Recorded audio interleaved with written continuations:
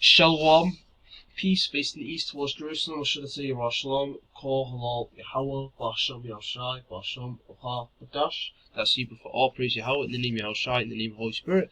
Give it them honors to the elder apostles, great millstone, as well as honor to the men of the elder apostles, great millstone. Shalom to the elect. Now, I'm going to rebuke again IIC for saying that, some members of IIC teaching that multiple wives is not biblical. They're saying multiple wives is not based on the Bible, which is a lie, because we've had forefathers like of the Israelites, like Abraham, Jacob, Abraham, and Yaakov, who had more than one wife, more than one woman they sexually dealt with, had a long-term sexual relationship with. Abraham dealt with 3 women, Sarah, Hagar, and Keturah. Yaakov, Jacob, dealt with 4 women, 2 wives, and each handmaid had a wife. So that's 2 wives plus each handmaid from each wife. 2 plus 2 equals 4. So he dealt with 4 women. Rachel and Leah, his 2 wives, and Bilhah and Zilpah, their 2 handmaids that they gave unto him.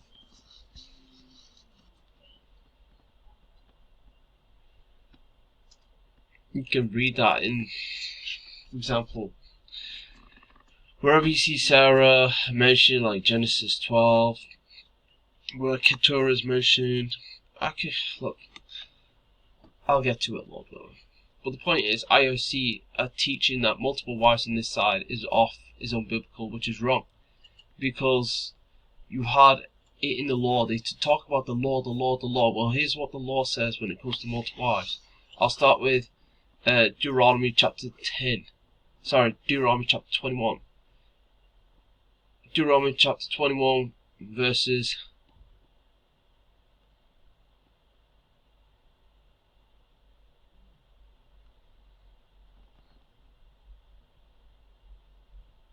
10 through 14. Now this talks about taking on a captive of the other nations that the Israelites went to war with as your wife because you found her beautiful. Deuteronomy chapter 21, verses 10 through 14, where thou goes forth to war against thine enemies, and Yahweh thy God hath delivered them into thine hand, and thou hast taken them captive, and seized among the captives a beautiful woman, and hast a desire unto her that thou wouldest have her to thy wife. Then thou shalt bring her home to thine house, and she shall shave her head and pare her nails, and she shall put the raiment of her captivity from off her, and shall remain in thine house, and bewail her father and her mother a full month. And after that thou shalt go in unto her, and be her husband, and she shall be thy wife. And it shall be, if thou have no delight in her, then thou shalt let her go, whither she will. But thou shalt not sell her at all for money. Thou shalt not make merchandise of her, because thou hast humbled her. And then Deuteronomy chapter 21, verse 15 through 17 talks about if a man has 2 wives. 2 wives is clearly an example of multiple wives. So it proves that an Israelite man can have more than 1 wife. I say Israelite man because the law, statute, commandments were given to the Israelites, Leviticus 26:46.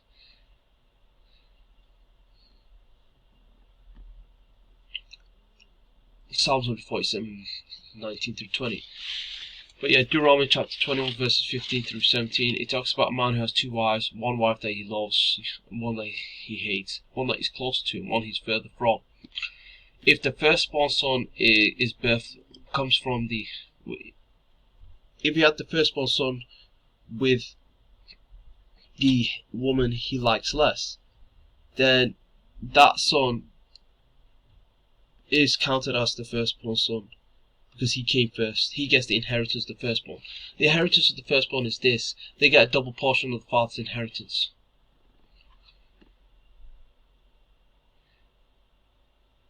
The son that is birthed first gets a double portion of the father's inheritance, even if that son comes from the woman he likes less. That's what Deuteronomy 21:15 through 17 is saying.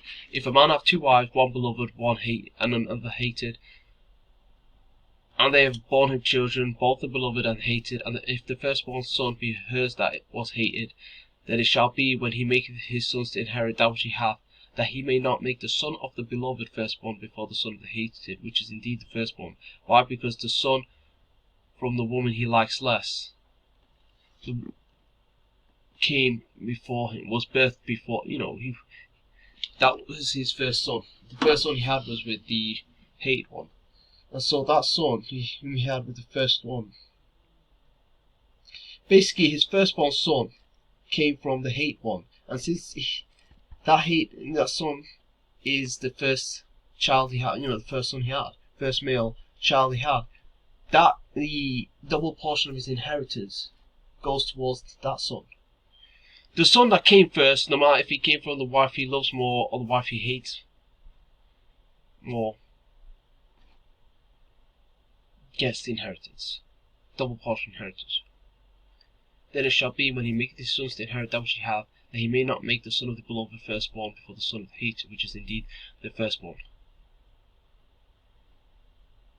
The son of the hated is the oldest son, but he shall acknowledge the son of the hated for the firstborn, by giving him a double portion of all they have, for he is the beginning of his strength, the right of the firstborn is his. But yeah, you learn from that passage, those two passages, Deuteronomy chapter 21, verses 10 through 14, as well as Deuteronomy chapter 21, verse 15 through 17, that an Israelite man can deal with more than one woman, more than one wife. Exodus chapter 21, verses 10 through 11. If he take him another wife, it's talking about Israelite man, if he take him another wife, her food, her raiment, and her duty of marriage shall he not diminish. And if he do these three on, and if he do not these three unto her, then he shall go out free without money.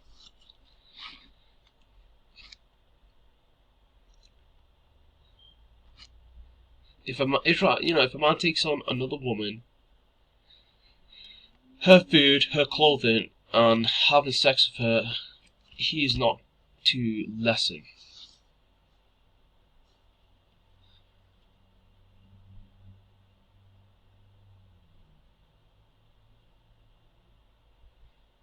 For any existing wives an Israelite man has, he can't lessen the food he gives her, the clothing she has, and the amount of sex he has with her.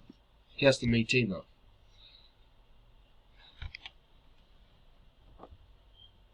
And then you read Titus chapter 1, where it talks about the qualifications of elders. IIC wrongly use this, where it talks about the qualifications a bishop must have, because it says husband of one wife. That only applies to a few men in the faith that can even be bishops. You do realize every man who was a bishop back in the first century churches, but basically I'm talking about like 0 AD to 99 AD. Like the time of the 12, the apostles, the 7 churches of Asia Minor, all these letters that were written, these letters of Paul that were written to these different churches. These first century churches, guess what? They had bishops back then. And Paul has the qualifications of bishop here. Titus 1:5, for this cause I left thee in Crete, that thou shouldest set in order things that are wanting, and ordain and order elders in every city as I had appointed thee. Verse 6, if any be blameless, the husband of one wife, having faithful children, not accused of riot or unruly. Talks about the qualifications of elders, the characteristics elders must have. The characteristics a man in the faith must have to be counted as an elder. For a bishop must be blameless, as the steward of God, not self-willed, not soon angry, not given to wine, no striker, not given to filthy lucre, but a lover of hospitality, a lover of good men, sober, just, holy, temperate, holding fast the faithful word as he hath been taught, that he may be able by sound doctrine, clear doctrine, both to exhort, encourage, and to convince the gainsayers. These are talk about men who have been in the faith a long time. Those of them that have these characteristics, they can be bishops. So that husband of one wife applies to like elders and bishops. These are men who have been in the faith a long time and have those certain characteristics. If they have those characteristics, then they can become elders and bishops. That doesn't apply to most believers, because most believers are either new, novices, You got a lot of babes in the faith.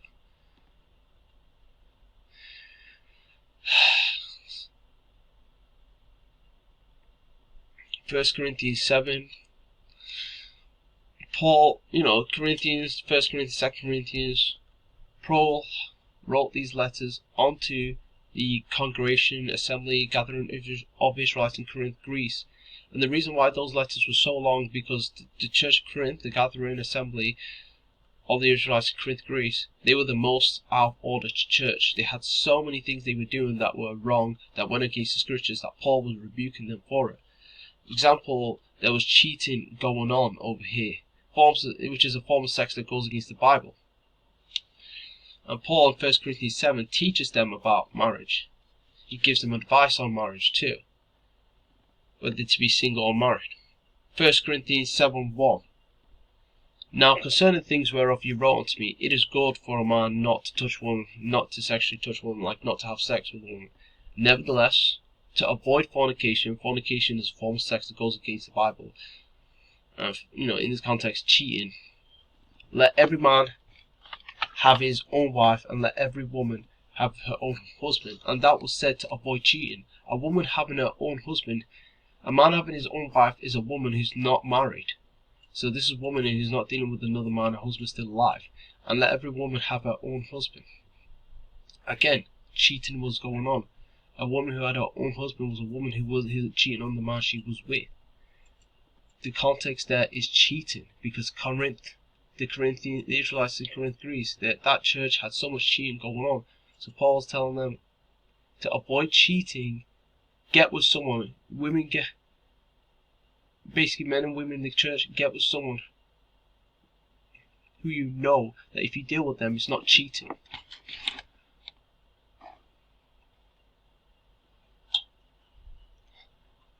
What else did I want to bring out? Oh yeah, Romans 7:1-3 says, Brethren, I speak to them that know the law, how that the law hath dominion over man so long as he liveth. Yeah, Romans 7:1-3. Know ye not, brethren are talking about Israelites, precept, Romans 9:3-5. If I speak to them that know the law, how that the law hath dominion, rule and controlling power over man so long as he liveth. Verse 2, for the woman which hath an husband is bound by law to her husband so long as he liveth. But if the husband be dead, she is loosed from the law of her husband. Verse 3, so then, if while her husband liveth, she be married to another man, she shall be called an adulteress. But if her husband be dead, she is free from that law, so that she is not adulteress, though she be married to another man. Yeah, it gives you the example of a married woman. A woman can't get with another man whilst her husband is still alive, or else she will be called a female cheater. Only when he dies can she get with another man. And after he's died and she gets with another man, then it's not counted as cheating. What is cheating for a woman? It's actually getting with another man while her husband's still alive, laying with another man while her husband's still alive. Cheating for a man is having sex with a woman married to another man and that man is still alive. Cheating for a woman is having sex with a man other than her husband whilst her husband's still alive. So, nevertheless, to avoid fornication, let every man have his own wife, every woman her own husband. That was said by Paul to the Israelites in Corinth to avoid cheating, because they had a lot of cheating going on in that congregation. IIC misused 1 Corinthians 7 there, as well as Titus, where it talks about the qualifications elders. They misuse such Bible verses to get around the fact that Bible is okay with Israelite men having more than one wife. The reason why they get that topic wrong is because they don't want to offend women with the fact that a man can have more than one wife, even a man who's of average status and rank and money and all that. They get offended. They're only okay with men of high rank, like kings, princes, prime ministers, basically men of high rank status, like rich men. The average, women would rather be the king's concubine than the average man's wife. They have a problem with average men having more than one woman. That's perfectly fine. Even if he's poor, it's perfectly fine based on the scriptures. Some of the forefathers of Israelites had multiple wives and some of them didn't. It didn't go against the Bible. Hopefully this video was edifying. Until next time, Shalom.